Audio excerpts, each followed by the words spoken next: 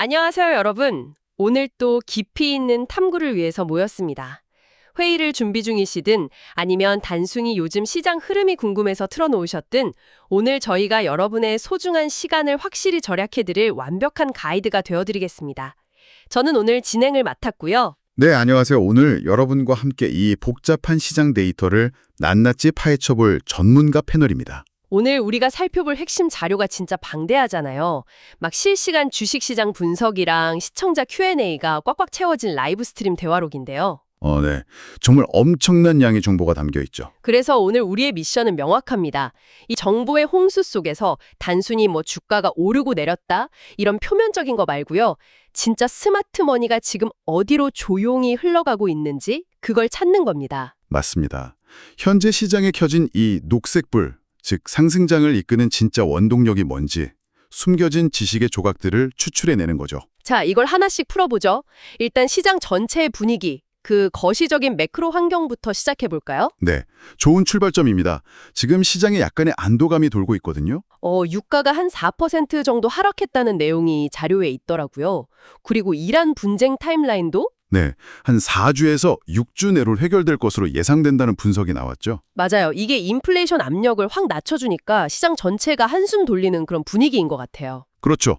불확실성이 거치니까 자본이 자연스럽게 지금 가장 거대한 테마, 그러니까 AI 인프라 쪽으로 더 강하게 쏠리고 있습니다. 아, AI 인프라. 역시 엔비디아 얘기를 안 할 수가 없네요.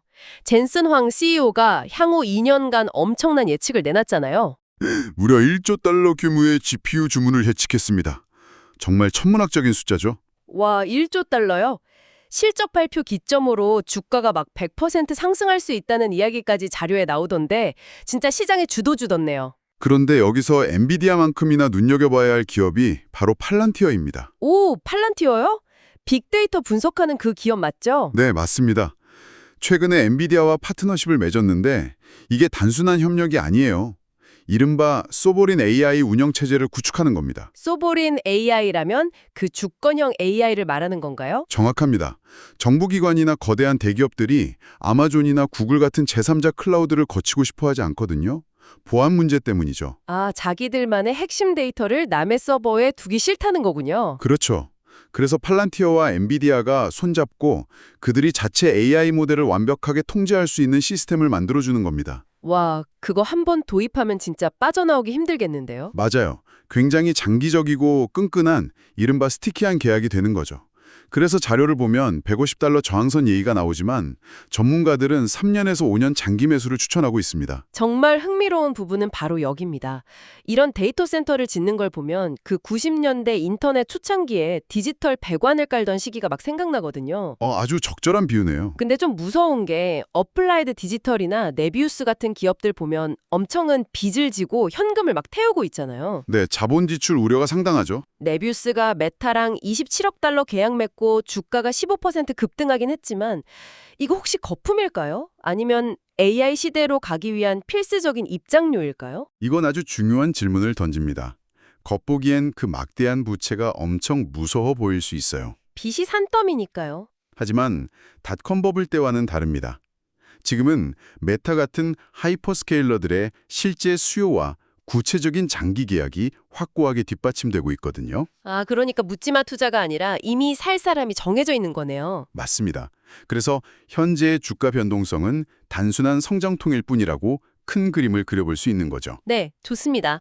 그럼 이제 인프라, 그러니까 그 디지털 배관이 깔렸다면 그 위에서 도대체 무엇이 작동하고 있는가 살펴봐야겠죠? 네, 혁신 기술이 실제 산업에 적용되는 현장, 바로 헬스케어 분야로 넘어가 보죠. 템퍼스 AI라는 기업이 눈에 띄더라고요.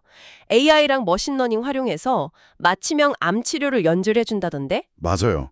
기술력은 아직 훌륭합니다. 그런데 아직 수익을 내지 못하고 있죠. 그래서인지 공매도 비율이 무려 16%나 되더라고요. 네, 단기적인 현금 흐름을 우려하는 세력들이 숏을 친 겁니다. 그런데 여기서 재밌는 건 기관 투자자들은 오히려 매도 물량 대비 3대 1의 비율로 이 주식을 공격적으로 쓸어 담고 있다는 거예요. 3대 1이요? 와, 기관들은 왜 그렇게 확신을 가지는 거죠? 그들은 단기 수익보다는 이 회사가 구축하고 있는 방대한 의료 데이터 라이브러리의 독점력에 베팅하는 겁니다. 자료에서도 향후 54%의 상승 여력이 있다고 분석하고 있죠. 아, 진짜 롱과 숏의 팽팽한 흰자룩이네요. 헬스케어 하니까 힘센 허스 얘기도 빼놓을 수가 없었는데. 거긴 최근에 정말 드라마틱한 일이 있었죠. 맞아요. 노보노디스크랑 그 복제약 때문에 계속 갈등을 빚고 있었잖아요. 네, 앙숙이었죠. 그런데 갑자기 둘이 합의를 하고 오젬픽이랑 위고비를 직접 판매하기로 했다고요? 일주일 만에 주가가 50%나 폭등했던데 이거 마치 두 앙숙이 서로의 필요를 인정한 로맨스 영화 같지 않나요? 하하, 비유가 참 재밌네요. 시장도 그 파트너십 소식에 엄청나게 환호했습니다. 하지만 잠깐, 제가 자료를 보니까 공매도 비율이 45%에 달하더라고요. 그렇다면 이 50% 폭등이 기업 가치가 순수하게 올랐다기보다는 단순히 숏 커버링, 그러니까 공매도 세력이 손실을 막으려고 황급히 매수한 결과 아닐까요? 굉장히 예리하게 짚어내셨네요. 정확합니다. 역시 숏 스퀴즈가 터진 거군요. 네, 호재가 터지면서 숏 포지션이 붕괴되어 패닉 바잉이 일어난 겁니다. 단기적인 숏 커버링 거품이 끼어있을 확률이 아주 높죠. 그럼 앞으로 엄청난 변동성이 올 수도 있겠네요? 맞습니다. 결국 2달 뒤인 5월 실적 발표가 이 회사가 진짜 성장하고 있는지 증명할 시험대가 될 겁니다. 그때 나오는 마진율이 모든 걸 말해주겠죠. 5월 실적 발표 꼭 체크해봐야겠습니다. 자, 지금까지는 약간 첨단 기술, 월스트리트의 화려한 이야기였다면 이제 평범한 소비자들의 현실, 메인스트리트로 시선을 좀 옮겨볼게요. 네, 소비자 경제 부문이죠. 여기서 시장의 양면성이 아주 극명하게 드러납니다. 달러트리란 달러제너럴 주가 흐름을 보니까 달러트리가 최근 6.5% 상승하면서 아주 선방하고 있죠. 맞아요. 반면에 스프라우스 파머스 마켓은 지난 1년간 주가가 무려 40%나 폭락했더라고요. 프리미엄 유기농 식료품점인데 말이죠. 이게 바로 인플레이션이 소비 행동에 미치는 영향을 완벽하게 보여주는 대조적인 사례입니다. 그러니까 소비자들이 식료품 물가에 지쳐서 더 저렴한 매장으로 이동하는 이른바 트레이딩 다운 현상이 나타나고 있는 거군요. 정확합니다. 달러트리는 그 수혜를 온전히 받아서 현금 흐름도 탄탄하고 자사주 매입까지 늘리고 있어요. 반면 스프라우츠는 프리미엄 소비가 줄어드니까 직격탄을 맞은 거죠. 근데 스프라우트 자료 보니까 내부자 매수는 또 있던데 이건 좀 긍정적인 신호 아닐까요? 네. 경영진은 지금 주가가 바닥이라고 생각하는 것 같습니다. 뷰티 쪽도 비슷한 흐름이더라고요.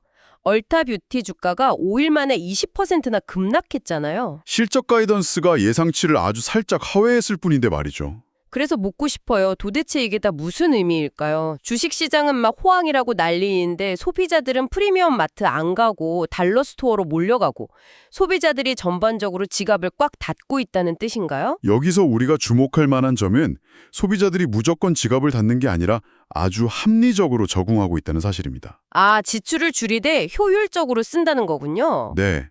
그리고 얼타 뷰티 같은 경우 그동안 실적이 완벽할 것이라는 기대감, 이른바 완벽함의 가격에다 반영된 상태였어요. 조금만 삐끗해도 폭락하는 그런 위태로운 상태였네요. 맞습니다. 하지만 오히려 이런 폭락 덕분에 밸류에이션이 낮아졌죠. 전문가들은 지금의 매도세가 과도하다며 495달러에서 500달러 구간을 강력한 지지선이자 매수 기회로 보고 있습니다. 위기가 오히려 새로운 진입 기회가 된다는 뜻이군요. 렌터카 업체 허츠도 비슷해서 네, 허츠 역시 오래된 차량 교체 주기를 끝내고 고객 반응이 좋아지면서 턴어라운드를 준비하고 있는 좋은 사례입니다. 자, 그럼 다시 시야를 확 넓혀서 거시적인 관점으로 돌아가 볼게요. 우리가 앞서 AI 데이터 센터도 얘기했고 소비재 물류망도 얘기했는데 이 모든 걸 지탱하려면 필연적으로 물리적인 인프라가 필요하잖아요. 그렇죠. 엄청난 에너지와 안보 인프라가 필수적이죠. 에너지 쪽을 보면 진짜 변종성이 어마어마해요.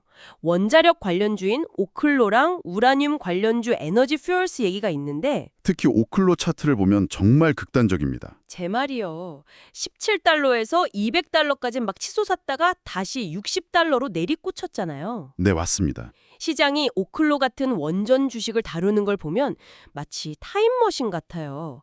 아니, 2030년에나 벌어질 성공을 오늘 당장의 주가에 다 반영하려고 하니까 이렇게 롤러코스터를 타는 거 아닙니까?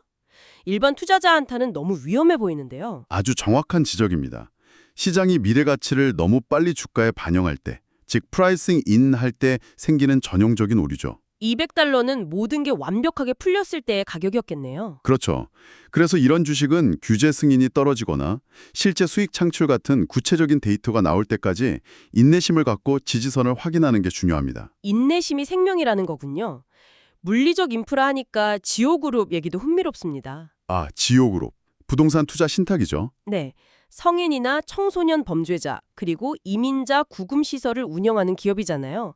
청취자 여러분께 분명히 말씀드리지만 저희는 좌우 어떤 정치적 입장도 배제하고 철저히 객관적인 정책 변화와 기업 수요만 다루고 있습니다. 그 부분은 아주 중요합니다. 철저히 인프라 수요 관점에서만 봐야 하거든요. 이민 관세 집행국, 그러니까 ICE의 정책 변화로 인해 수요가 확 늘면서 주가가 반등 조짐을 보이고 있다고요. 목표가가 무려 125% 상승 여력이 있다던데 맞아요. 물리적 수용 공간이라는 인프라 자체가 정책 변화 하나로 엄청난 가치를 지니게 된 케이스입니다. 정부 계약의 힘이 정말 대단하네요.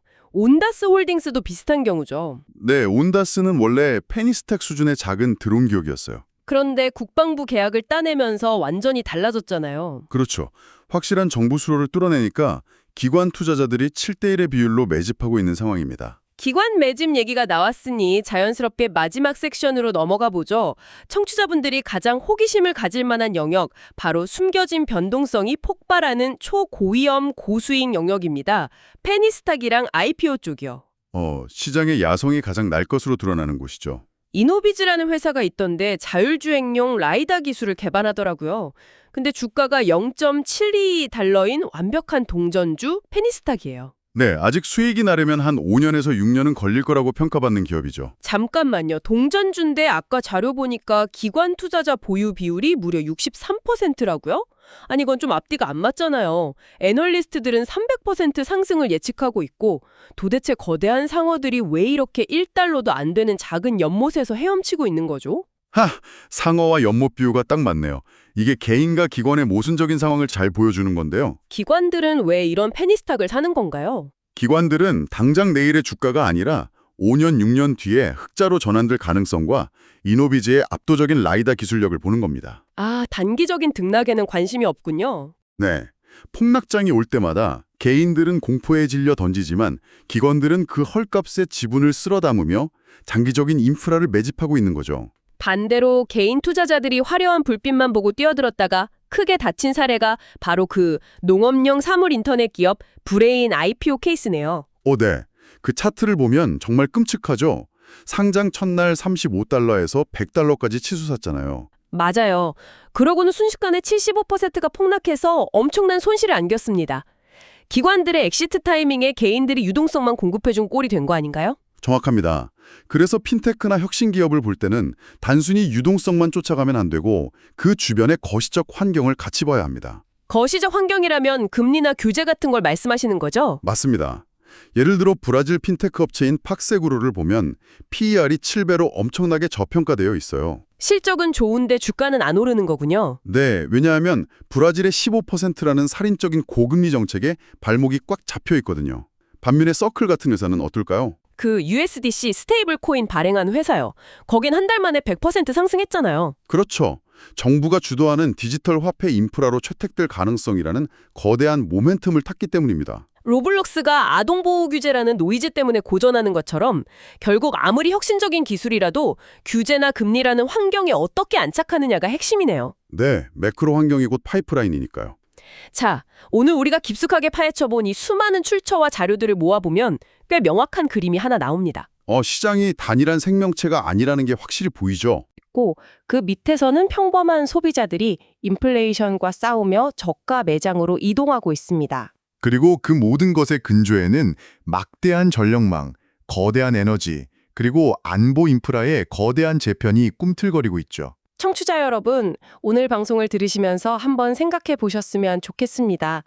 여러분의 포트폴리오 혹은 관심사는 이 거대한 생태계의 어디쯤에 위치해 있나요? 단순히 내일 뜰 급등주나 IPO 펌핑을 쫓고 계신지, 아니면 거대 기관들처럼 5년 뒤 세상을 움직일 인프라를 폭락장마다 묵묵히 저가에 담고 계신지 말이죠. 오늘 다룬 지식들이 여러분의 통찰력을 한 단계 높여주는 도구가 되었길 바랍니다. 마지막으로 방송을 마치기 전에 여러분 스스로 탐구해 볼 만한 도발적인 생각거리 하나를 던져드리고 싶습니다. 오, 어떤 질문인가요? 우리가 오늘 AI 인프라, 거대한 전력망, 공급망의 변화에 대해 아주 길게 이야기했잖아요. 네, 엄청난 에너지가 필요하다는 걸 확인했죠. 만약 멀지 않은 미래에 이 혁신적인 AI 시스템들이 엄청나게 발달해서 에너지를 분배하고 물리적 물류망을 스스로 통제하기 시작한다면 어떨까요? AI가 자율적으로 인프라를 굴린다는 뜻인가요?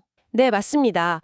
어쩌면 다음 주식시장의 거대한 랠리는 AI 기술을 만드는 회사가 아니라 그 자율적인 AI 시스템이 폭주하지 않도록 물리적으로 통제하고 규제하는 완전히 새로운 인프라 산업에서 폭발할지도 모릅니다. 와, AI 보안과 억제 시스템, 굉장히 섬뜩하면서도 현실적인 메가 트렌드가 될 수 있겠네요. 방패가 세상을 지배하는 시대가 올지도 모른다는 거죠. 여러분의 생각은 어떠신가요? 이 여운 남는 질문과 함께 오늘 저희의 심층 탐구는 여기서 모두 마무리하겠습니다. 들어주셔서 감사합니다.